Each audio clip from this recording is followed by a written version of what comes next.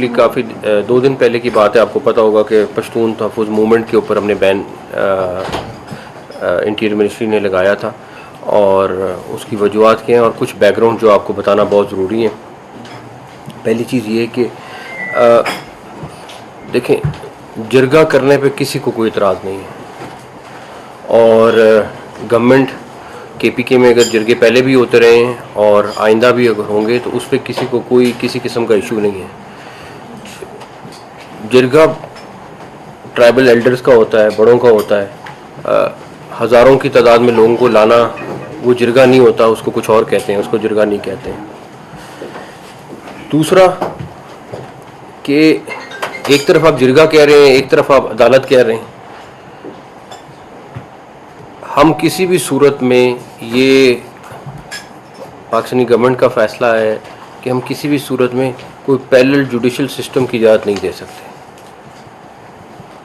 और जो बैन करने की वजह जो 2 दिन पहले हुआ, उसकी भी मेन वजह यही थी कि आप एक तरफ अपने स्टेट इंस्टीट्यूशंस को गालियां दे रहे हैं, आप एक तरफ अपनी पुलिस को गालियां दे रहे हैं, आप फिर वो नस्ली इम्तियाज़ को आगे ला के आप कौम को एक डिवीज़न की बात कर रहे हैं। आपके पॉलिटिकल चीज़ें आप ज़रूर करें, आप उनके हकूक़ की बात है आप ज़रूर करें, लेकिन आप इस तरह स्टेट और खुलेआम दे रहे हैं। आप सोशल मीडिया चले जाएं, आप उनके लीडर्स की तकरीरें उठा लें, मौजूद हैं, किस गलीज़ ज़ुबान में वो इस्तेमाल करते हैं लैंग्वेज, वो आप सबके सामने। लेकिन उस सारी चीज़ में आप इंस्टीट्यूशन के ख़िलाफ़ कौम को खड़ा करने की कोशिश करें, ऑल्दो के आपके सामने है कि उनके साथ कितने लोग हैं कितने लोग नहीं हैं, उसकी इजाज़त नहीं दी जा सकती। हमारे इल्म में है कि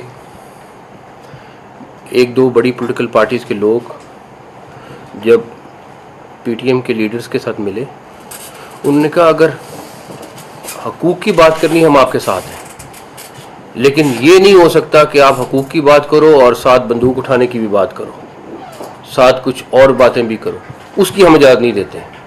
उसके बाद वापस उन्होंने उनसे रब्ता नहीं किया। लोगों ने समझाने की कोशिश की, उन्होंने कहा हकूक़ की बात है तो हम सब मिलके बात करते हैं, और आज भी अगर हकूक़ की बात है तो गवर्नमेंट बैठने को तैयार है उन लोगों के साथ जो सिर्फ हकूक़ की बात करते हैं और तरीके से करते हैं। चाहे बलूचिस्तान है, चाहे KPK है, चाहे कहीं और है, किसी का छोटा इशू है, कहीं पे मछेरों के इशू हैं बलूचिस्तान में, उनके भी हकूक़ की बात है। तो हर एक का अपना अपना, छोटे से लेकर बड़े लेवल तक हर एक चीज़ हो सकती है। लेकिन ये नहीं हो सकता कि आप कई सालों से स्टेट इंस्टीट्यूशन को गालियां देते रहे और हम चुप करके बैठे रहे। अब दुनिया की मिसालें ले लें, आप अपने हमसाया मुल्क की मिसालें ले लें कि जहाँ पे इस तरह होता है उनके साथ होता क्या है। ये तो इतने सालों के बाद इतना वेट करके कभी भी नहीं होता है। खैर, उसको बैन किया और उसके बाद KPK गवर्नमेंट ने 54 लोग थे जो फोर्स स्केड्यूल में डाले और 34 जो थे बलूचिस्तान ने डाले। और उसके बाद उनके डेफिनेटली सूबाई गवर्नमेंट्स भी और फेडरल गवर्नमेंट भी पाकिस्तान के लॉ के हिसाब से पाबंद हैं कि ऑफिस सील होते हैं, उनके मीडिया रिस्ट्रिक्शन बैन ऑर्गेनाइजेशंस की होती हैं, बैंक अकाउंट्स उनके बंद होंगे सारे के सारे, ट्रैवल रिस्ट्रिक्शंस आती हैं, आर्म लाइसेंस कैंसिल होते हैं और पासपोर्ट्स ID कार्ड कैंसिल होते हैं। अब हमारा सिर्फ एक चीज़ है कि ये तो हो गई बैन, अब जो भी किसी भी तरीके से उनको असिस्ट करेगा, जो भी किसी तरीके से उनको हेल्प आउट करने की कोशिश करेगा, वो भी इसी नरगे में आएगा। उसके ID कार्ड भी ब्लॉक होंगे, उसके पासपोर्ट भी ब्लॉक होंगे, चाहे वो किसी कैटेगरी में हो, किसी भी तरीके से हो। उसकी जो हमें अभी कल परसों में नोटिस में आया है कि जो लोग उनको हेल्प आउट करने की कोशिश कर रहे हैं, तो उनके लिए हमारा ये मैसेज है कि आप ज़रूर देखें, आप अपनी पॉलिटिकल एक्टिविटी करें, अपनी बाकी एक्टिविटी करें, लेकिन अगर आप लोग किसी भी तरीके से उनके साथ मुलव्वस पाए गए तो आपके ख़िलाफ़ भी वही एक्शन होगा जो एक बैन ऑर्गेनाइजेशन का ये लॉ के हिसाब से चलता है। अब आपको मैं सिर्फ उनका 3 दिन का प्लान जो है आगे करने आपको दिखाता हूँ। अभी इसमें आप देखें कि ये पाकिस्तान में इस तरह के प्लान मुरतब नहीं हुए। ये डेफिनेटली आपको क्लियर कट है कि ये बड़ी प्लानिंग के साथ, बड़े तरीके के साथ आप कौम को किस साइड पे लेके जा रहे हैं और क्या करना चाह रहे हैं, ये बड़ा आपको क्लियर नज़र आएगा। आपको सिर्फ ये पता हो कि जो इनकी डॉक्यूमेंट्रीज बन रही हैं वो बाहर की कंपनीज ने बनाई हैं, और जो उनकी फंडिंग है उसके कुछ एविडेंसेस हम आपको अगले दिनों में शेयर भी करेंगे। और बड़ी कंपनीज को हायर किया गया है, उनसे वो डॉक्यूमेंट्रीज बनवाई गई हैं, उनके साथ एक पूरा का पूरा 3 महीने से इनके ऊपर वर्किंग जारी थी, सारा कुछ है। आपके जो भी पीछे मास्टर्स हैं उनके लिए हमारा क्लियर मैसेज है कि अगर आप हमारे मुल्क में ऐसा करेंगे तो हम आपके साथ उसी तरह का सलूक करेंगे।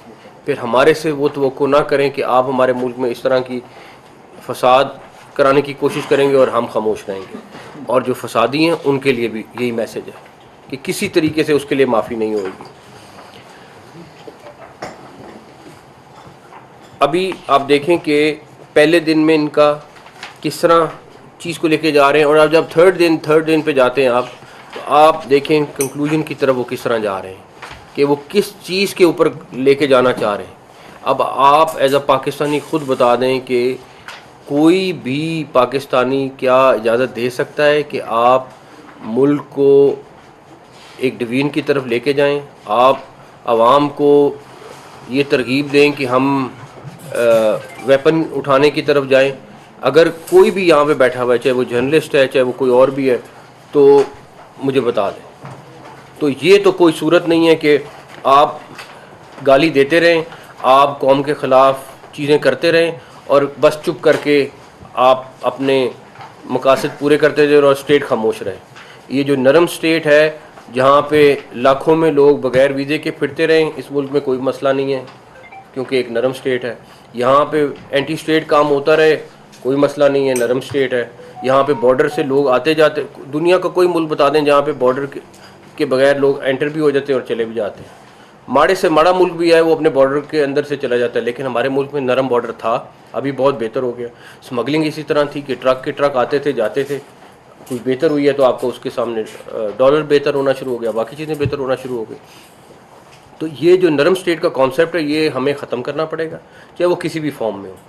हकूक़ बिल्कुल होने चाहिए, मैं ख़ुद इसका बहुत बड़ा सपोर्टर हूँ, लेकिन इस सूरत में नहीं कि आप मुल्क के ख़िलाफ़ इंट्रीग करें, उसकी इजाज़त नहीं दी जा सकती। ये आपके पास डिटेल में आपके साथ शेयर भी किया, आप इसको देखें, आप इसके बाद आपको आइडिया होगा कि ये किस तरफ चीज़ को लेके जा रहे थे, किस लिए इनको बैन किया गया और किस लिए इनको इस तरह की एक्टिविटी की इजाज़त नहीं दी जा सकती।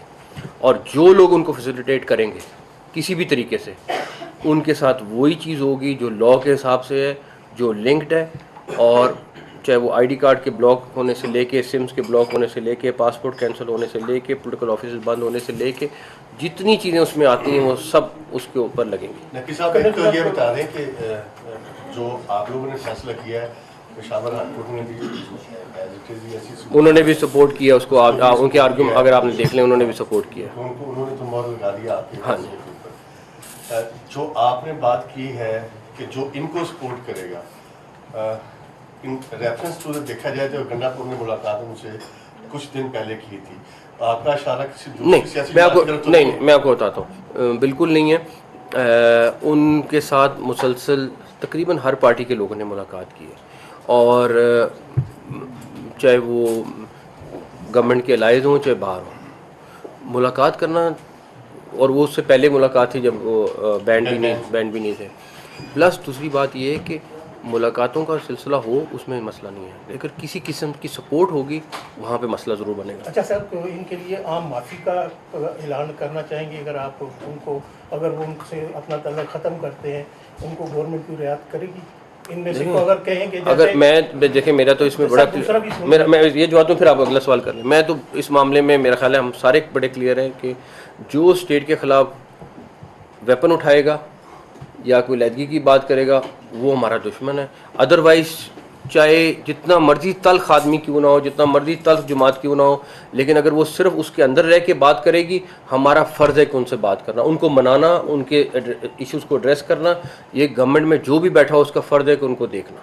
अच्छा, दूसरा मेरा ये है कि चाइनीज़ के इशू से था, देखें उसमें सबसे पहले वो चाइनीज़ आ रहे हैं चाइना से, जहाज़ की लीकेज होना, किस फ्लाइट से आ रहे हैं, किस तरह आए, फिर सर्च लाइट से कैसे उस गाड़ी को टारगेट किया गया, ये चीज़ें हमारा क्या लीकेज कहाँ से हुई है, हमारी एजेंसी वो से हुई है? इन्वेस्टिगेशन हो रही है मेरे ख्याल नहीं, में। उसमें ऐसी खतरनाक बात है सर कि एक वो तो इतना सीक्रेट है कि आम आदमी को तो पता ही नहीं, नहीं मेरे ख्याल में चलता। अभी 2-3 दिन ठहर जाएं, आपके पास बहुत डिटेल आ जाएगी, फिर उसमें आपको बड़ी क्लैरिटी हो जाएगी कि क्या है। अच्छा सर, 2-3 दिन में आपके ये पास। ये स्टेट के अंदर एक स्टेट कायम करने जा रहे हैं क्योंकि अपनी अदालत जो बनाने जा रहे हैं, तो इस पर कोई गिरफ्तारियां भी अमल में लाएंगे। दूसरी बात ये कि केपी हुकूमत सेंटर की हुकूमत से इस सारे मामले पर ताउन करेगी।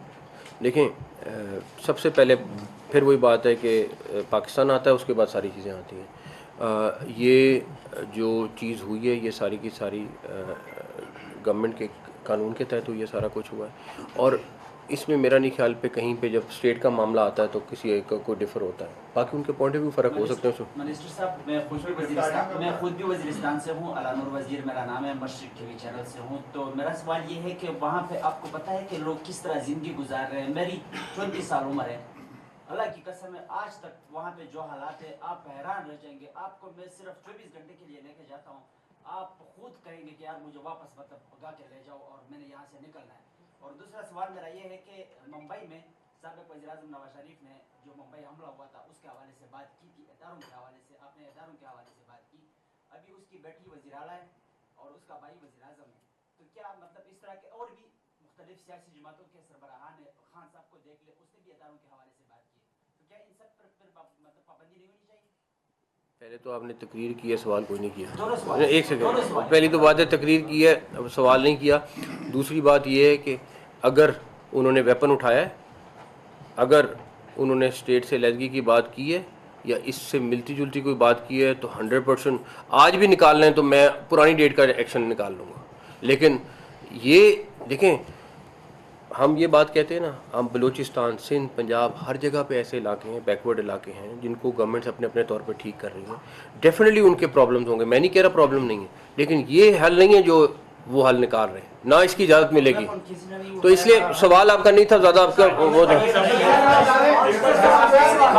ये फरमा दें कि सीएम किसी के ने आपने एक प्रेस रिलीज जारी किया जिसमें आपने जो है वो एक शहीद एसएचओ के साथ इन सारे इजहार हमदर्दी का बयान जो है वो जारी किया है। शिकारपुर कच्चे के इलाके में एक मामला हुए, डाकू की जानिब से फायरिंग हुई, एक एसएचओ शहीद हो गया। इस्लामाबाद के अंदर जब मुजाहिरा हुआ तो हमने देखा कि वफाकी हुकूमत ने मुजाहिरे की रोकथाम के लिए फौज तैनात कर दी, लेकिन कच्चे के इलाके में जो मामलात हैं वो शिद्दत इख्तियार करते जा रहे हैं, लेकिन वफाकी हुकूमत क्यों खामोश है सर? एक सेकंड, पहली बात है कि इस्लामाबाद वफाकी हुकूमत के टेरिटरी में आता है और जो सूबे हैं वो इंडिपेंडेंट लॉ एंड ऑर्डर देखते हैं। उससे 18वीं तरमीम के बाद डायरेक्टली वफाक का लॉ एंड ऑर्डर के जो सूबों का है उससे ताल्लुक़ उस तरह नहीं बनता। उनको हेल्प कर सकती है, उनको असिस्ट कर सकती है। मेरे पास कोई ऐसी चीज़ दिखा दें कि वहाँ पे उन्होंने कोई चीज़ ऐसी मांगी और मैंने इनकार किया हो या फेडरल गवर्नमेंट ने इनकार किया हो, पहली बात। दूसरी बात, ये उन्होंने फ़ैसला करना है, हम उनके साथ कोऑर्डिनेट कर रहे हैं और इस टाइम पे डेफिनेटली ये बड़ा इशू है। मैं ख़ुद उसको पहले भी बड़ा करीब से देख के आया हूँ और हमारी ना सिर्फ ख्वाहिश है बल्कि हम बाकायदा प्लानिंग करके कर रहे हैं। इसमें मैं आपसे बड़ी लंबी बात कर सकता हूँ कि ऑपरेशन खाली हल नहीं है, उसका लॉन्ग टर्म हल निकालना है ताकि ऑपरेशन भी करें और उसके बाद क्लियर करके वहाँ पे सस्टेन भी करें। उस पर किसी पर बैठ के डिटेल में बात करें। ये बता दें कि आपने कहा बैन कर दिया, बैन करने के बाद उनकी सरगर्मियां रोकने के लिए कुव्वत इस्तेमाल करेंगे। बैन जब हो जाता है उसके बाद मेरा नहीं ख्याल, जब इजाज़त होती है फिर जो भी तरीका इस्तेमाल करना पड़ेगा करेंगे। पख्तूनख्वा अली बिन गंडापुर साहब ने कहा है आईजी इस्लामाबाद ने मुझे गालियाँ दी, मेरा मोबाइल छीना। आप जब मीडिया का करते रहे, आपने बताया कि जब वहाँ पे पुलिस पहुँची तो वो वहाँ से भाग जा चुके। ये ज़रा तस्दीक करते हैं। एक बात उनसे खुद पूछने के पहले वो क्लियर हो जाएं कि वो आईजी उनको मिला था या नहीं मिला था। एक तरफ वो कह रहे हैं कि मैं तो निकल गया था, ठीक है, एविडेंस भी मौजूद, दूसरी तरफ वो कह रहे हैं कि आईजी से मैं मिला। तो पहले तो वो खुद उनसे पूछ लो कि यार आप बताएं कि उन्होंने, मेरे ख्याल में, मुझे नहीं पता, एक स्टेटमेंट एक दिन दिए, एक दिन दिए, तो पहले तो उनसे क्लियर कर लें, ये तो क्लियर कर लें कि किस टाइम पे कौन सी स्टेटमेंट ठीक है नहीं, फिर वो जब ठीक आएगी तो मैं जवाब दे दूंगा। एक हुकूमत जो है आईजी इस्लामाबाद के इख्तियारात खत्म करने का फैसला किया है। आईजी इस्लामाबाद आईजी तो सर के वफाक के इख्तियारात में आता है, तो मेरा ख्याल है हमारे ये सिर्फ मुझे पता है, मेरे ख्याल में आज कैबिनेट में करना था, मुझे नहीं पता हुआ है कि नहीं हुआ है, लेकिन अगर हो गया है तो हमारे शदीद तहफ़्फ़ुज़ात हैं और पुलिस को एम्पावर करना चाहिए। और इस तरह के इख्तियार लेके अगर वो समझते हैं कि वो टेम्परेरी तौर पे कुछ आर्म ट्विस्टिंग कर लेंगे नीचे अपने लोगों की, तो मेरा नहीं ख्याल है। और अगर दूसरी बात ये है कि उनको एक चीज़ रियलाइज़ करनी चाहिए कि उनके KPK में लॉ एंड ऑर्डर की सिचुएशन क्या है। इस टाइम बहुत बुरे हालात हैं, तो और जो पहला काम है वो पुलिस का लॉ एंड ऑर्डर को रिस्टोर करना है। तो अगर तो वो समझते हैं कि वो सारी पावर खुद लेके IG को बेबस करके लॉ एंड ऑर्डर हैंडल कर लेंगे, तो अगले 10-15 दिन 20 दिन में नज़र आ जाएगा।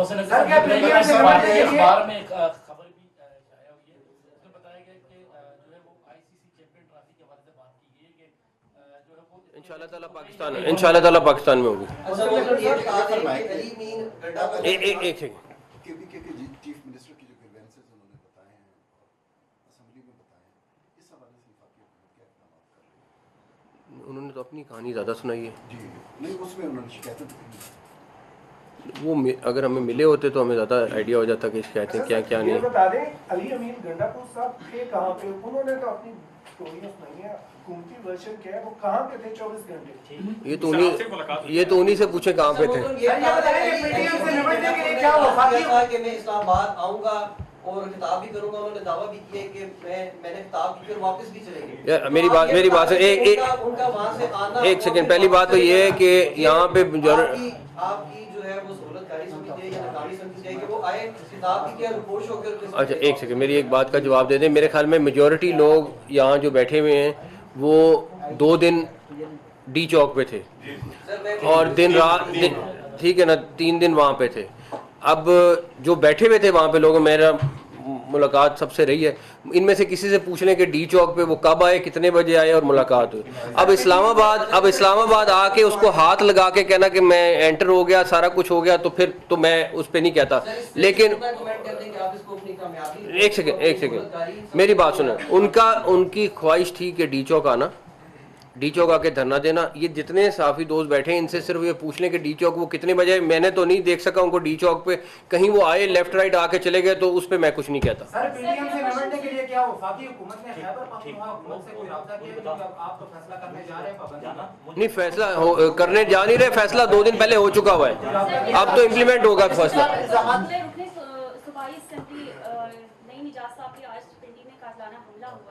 और एक तरफ SCO भी है और दूसरी तरफ हाई अलर्ट सिक्योरिटी है, तो इस हवाले से आप क्या कहेंगे? देखिए, सिक्योरिटी की arrangements already under article 245 army आ चुकी हुई है, वो टेक ओवर कर लिया हुआ है सिक्योरिटी को।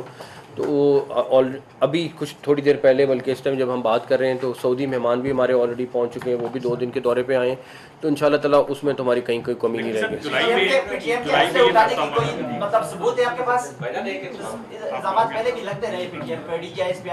या फिर आप तो आप अपना एक मेरी बात सुनो, या एक सेकंड जर्नलिज्म कर लो, या एक सेकंड जर्नलिज्म कर लो, या फिर बैठ के, मुझे पता है सवाल है मेरा, नहीं सवाल नहीं कर रहे ना आप, तो तकरीर कर रहे हो बहुत ज्यादा। एक तरफ तो PTI ने एहतजाज किया, जो गैर कानूनी था, लोगों की गिरफ्तारियां हुई, कुछ ऐसे लोग भी पकड़े गए हैं जिन्होंने एहतजाज नहीं किया था लेकिन पकड़े गए, उनकी बेलें भी हो चुकी हैं, लेकिन डिस्ट्रिक्ट एडमिनिस्ट्रेशन ने रोकारें उनकी जो साइन नहीं की। देखिए, अगर तो कोई बेगुनाह है, अगर कोई बेगुनाह है, मेजॉरिटी लोग अरेस्ट हुए हैं जो मौके पे अरेस्ट हुए हैं, लेकिन अगर कोई बेगुनाह है तो मैं जिम्मेदार हूँ, मैं जिम्मेदार हूँ, तो मैं उसको खुद छुड़वाऊंगा अगर कोई बेगुनाह है। एक नारे में लाना चाह रहा हूँ, उनकी बेलें हो चुकी हैं, रुकारें बन चुकी हैं, मुचलके हो चुके हैं। डिस्ट्रिक्ट एडमिनिस्ट्रेशन ने कहा कि नहीं, इनके रुकारें साइन नहीं करनी, इनकी जो रजिस्ट्री है इनको वेरीफाई करवाया जाए। वो कहते हैं कि हम कैश मुचलके जमा करवा देते हैं, हमारे लोग जो मैं देख लेता हूँ, मैं देख लेता हूँ।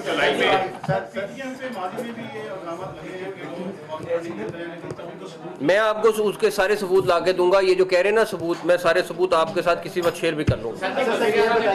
आपका फोकस जो था वो D चौक पे था कि अभी इनको यहाँ नहीं आने देना, तो ये बेहतर ना होता कि सारी नफरी यहाँ रहती और पूरा इस्लामाबाद जो है वो बंद ना। अच्छा, उसके पहली बात ये कि उनकी कॉल D चौक की थी और हमने D चौक रोकना था पहली बार, ठीक है। इस्लामाबाद को हमने डेफिनेटली रोकना था क्योंकि उसकी 2 रीज़न है। पहली रीज़न ये है कि वहाँ पे हम इतना बड़ा जत्था नहीं आने दे सकते थे, ठीक है। आप वो चेक कर लें कि वहाँ से कितने लोग निकले, उसके बाद इस्लामाबाद कितने लोग पहुँचे, क्या हुआ क्या नहीं हुआ। इस्लामाबाद की 21 एंट्री पॉइंट है, हमने सिर्फ 2 या 3 पे अपनी प्लेसमेंट रखी थी ताकि हम उनके जत्थे को रोक सकें, वरना 21 एंट्री पॉइंट, हमें नहीं पता था कि 21 एंट्री पॉइंट है, पता था, लेकिन कोई स्ट्रेटजी हमारी ये थी कि हमने उनको जलसा नहीं करने देना, उनकी ख्वाहिश पूरी नहीं होने देनी। उनका ख्याल था कि हम कुछ इंगेज करेंगे, कहीं पे झगड़ा करेंगे, सारा कुछ करेंगे। 26 नंबर की फुटेज अगर आपको कहीं से मिल जाए, आप देखें कि वहाँ पे कितने हैवी किस्म का उन्होंने सारा कुछ किया। बट इन द एंड मेरा तो सिर्फ इतना पॉइंट है, आप उनसे पूछें डीचो का कि जलसा किया कि नहीं किया। Thank you.